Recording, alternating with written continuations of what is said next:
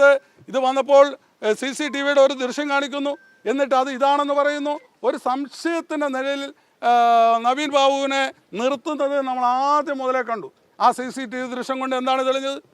അപ്പോൾ ഇദ്ദേഹത്തെ ഇറക്കി വിട്ട് പോയ സ്ഥലം, ആ ഡ്രൈവർ, അത് ഒരുപാട് അന്വേഷണം അതിനകത്ത് വരാനുണ്ട് എന്ന് ഞങ്ങൾ അന്നേ പറഞ്ഞതാണ്. പോസ്റ്റ്മോർട്ടം റിപ്പോർട്ടുമായി ബന്ധപ്പെട്ട് പോസ്റ്റ്മോർട്ടത്തിന് കൊണ്ടുപോകുന്നതിന് ആരോട് പെർമിഷൻ കിട്ടി? ആര് പറഞ്ഞിട്ടാണ് പോസ്റ്റ്മോർട്ടത്തിന് കൊണ്ടുപോയത്? ഏത് കുടുംബം പറഞ്ഞിട്ടില്ല എന്ന്, കുടുംബം അതിന് അനുമതി കൊടുത്തിട്ടില്ല എന്ന് കുടുംബം തന്നെ കൃത്യമായി പറയുന്നു. പിന്നെ ആര് പറഞ്ഞിട്ടാണ് പോസ്റ്റ്മോർട്ടത്തിന് കൊണ്ടുപോയത്? അപ്പോൾ ഇങ്ങനെ ഒരുപാട് ദുരൂഹതകൾ ഇക്കാര്യത്തിൽ നിറഞ്ഞിട്ടുണ്ട്. അതിനെല്ലാം ഒത്താശ ചെയ്തു കൊടുത്തിരിക്കുന്നത് കലക്ടറാണ്. അതുകൊണ്ടാണ് കലക്ടർ CPMൻ്റെ പരിപാടികളാണ് പങ്കെടുക്കുന്നത്. അതുകൊണ്ടാണ് കലക്ടർ ഇവിടെ നിലനിർത്തുന്നത്. കലക്ടറെ ഭീഷണിപ്പെടുത്തി കാര്യങ്ങൾ ചെയ്യിപ്പിക്കുകയാണ്.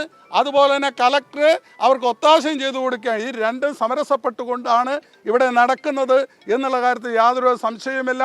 അതുകൊണ്ട് ഇത് കൃത്യമായി ഞങ്ങളതാണ് പറയുന്നത്. ആ കുടുംബം പറയുന്നത് CBI അന്വേഷണം വേണമെന്ന് ആ കുടുംബം പറയുന്നതിൻ്റെ പ്രധാനപ്പെട്ട കാര്യം ഇതിൻ്റെ ദുരൂഹതകൾ ഒരുപാടുണ്ട് എന്നുള്ളത് കൊണ്ടാണ്.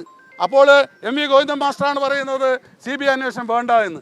ഞാൻ ഇവിടെ ഒരു ഭർത്താവ് മരണപ്പെട്ടാൽ, അത് ദുരൂഹ സാഹചര്യത്തിൽ മരണപ്പെട്ടാൽ, ആ ഭാര്യ അതിന് CBI അന്വേഷണം വേണമെന്ന് പറയുമ്പോൾ അതിനെ വേണ്ട എന്ന് ഒറ്റയടിക്ക് പറയാൻ MV ഗോവിന്ദൻ മാസ്റ്റർക്ക് എന്താണ് അവകാശം? അപ്പോൾ ഇതിനകത്ത് രക്ഷപ്പെടാൻ ആരാണ് രക്ഷപ്പെടേണ്ടത്? നിങ്ങൾ ആലോചിക്കേണ്ടത് ആ ഒപ്പിട്ടതാരാണ്? ഏതാണ് ഈ പ്രശാന്തൻ? അതുപോലെ തന്നെ എവിടെ നിന്നാണ് തയ്യാറാക്കിയത്? അദ്ദേഹം മരിച്ച കഴിഞ്ഞിട്ടില്ല ഒപ്പ് അവിടെ വരുന്നത്. അപ്പോൾ അങ്ങനെ ഒരുപാട് ദുരൂഹതകൾ അന്നേ ഞങ്ങൾ ചൂണ്ടിക്കാട്ടിയിട്ടുണ്ട്. അതൊന്നും ഇപ്പോഴും ആ പ്രശാന്തൻ സുഖമായിട്ട് അവിടെ മെഡിക്കൽ കോളേജ് ജോലി ചെയ്യുന്നുണ്ട്. നിങ്ങൾ അന്നത്തെ ദിവസം പ്രശാന്ത് എന്ന് പറയുന്ന ഈ മറ്റേ പമ്പിൻ്റെ ആൾ വിജിലൻസ് ഓഫീസിൽ പോയതായിട്ടെല്ലാം വാർത്ത വരുത്തി. അങ്ങനെ ഒരു സംഭവമില്ല. വിജിലൻസ് ഓഫീസിൽ നിങ്ങളാരും കണ്ടില്ല? വിജിലൻസ് ഓഫീസിൽ പരാതി കണ്ടില്ല? ഇല്ലല്ലോ. കണ്ണൂർ വിജിലൻസ് ഓഫീസിൽ എപ്പോഴാണ് പ്രശാന്തൻ പരാതി കൊടുത്ത്? ഈ മരിക്കുന്നതിന് മുമ്പ് പരാതി കൊടുത്തിട്ടുണ്ടോ? ഇല്ലല്ലോ. അപ്പോൾ ഇതിനകത്ത് എല്ലാം ദുരൂഹതകളാണ്. ഇപ്പോൾ ഈ പറഞ്ഞതും ക്രിയേറ്റ് ചെയ്യുന്നതാണ്. TV പ്രശാന്ത്. ഏത് പ്രശാന്തനാണെന്ന് ഇപ്പോൾ മനസ്സിലാകുന്നില്ല. ഒപ്പിട്ട പ്രശാന്തനൊന്ന്, ഒപ്പിടാത്ത പ്രശാന്തനൊന്ന്, ജീവിച്ചിരിക്കാത്ത പ്രശാന്തൻ, മരിച്ചുപോയ പ്രശാന്തൻ വേറെ. ഇത് ഏതാ പ്രശാന്തന്? മറ്റവും പ്രശാന്തല്ലേ? ഏതാ പ്രശാന്ത്?